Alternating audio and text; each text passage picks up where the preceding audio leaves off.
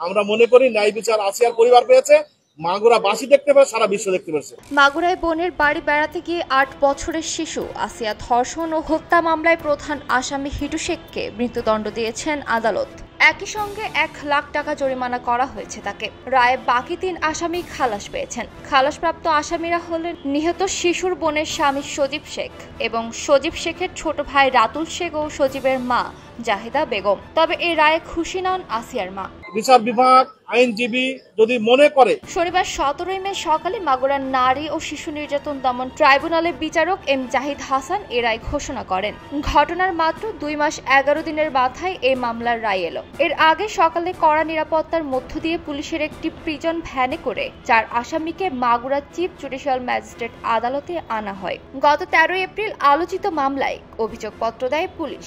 23 April অভিযোগ গঠনের মধ্য দিয়ে শুরু হয় বিচার কার্যক্রম। সাক্ষ্য গ্রহণ শুরু হয় 27 এপ্রিল। এই মামলায় রাষ্ট্রপক্ষে সাক্ষ্য দেন 29 জন। গত 7 মে এই মামলার সাক্ষ্য গ্রহণ শেষ হয়। মাত্র 13 কার্যদিবসে শেষ হয় আলোচিত এই মামলার বিচারিক কার্যক্রম।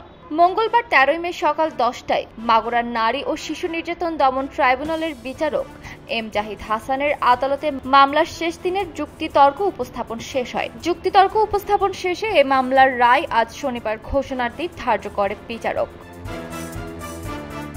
রায়ের পর স্বরাষ্ট্র মন্ত্রণালয়ের বিশেষ প্রসিকিউটর অ্যাটর্নি জেনারেল সমমর্যাদা সম্পন্ন বিশেষ আইনজীবী অ্যাডভোকেট আহসানুল হক সমাজি বলেন, বাংলাদেশের প্রচলিত আইনে ধর্ষকের বিচার নিশ্চিত করতে এমন রায় দৃষ্টান্ত হয়ে থাকবে আইন অঙ্গনে। এই রায়ের মাধ্যমে কোনো অপরাধী অপরাধ করে পার পাবে না, সে বার্তাই দেওয়া হচ্ছে সমাজকে। নির্মম ঘটনাটি ঘটে মাগুরা সদর উপজেলায়। রমজানের ছুটিতে এলাকায় বোনের বাড়িতে বেড়াতে গিয়ে গত 5 মার্চ রাতে শিশুটি ধর্ষণের শিকার হয়। বোনের শ্বশুর হিটু শেখ মেয়েটিকে শুধু ধর্ষণই করেনি, হত্যার চেষ্টাও চালিয়েছেন। চিকিৎসাধীন অবস্থায় ঢাকা সম্মিলিত সামরিক হাসপাতালে মৃত্যু হয় 8 বছরের শিশুটির। এই ঘটনায় ভিকটিমের মা বাদী হয়ে হিটু শেখ সহ 4 জনের নামে মামলাটি করেন। পরে তাদের সবাইকে গ্রেপ্তার করে পুলিশ।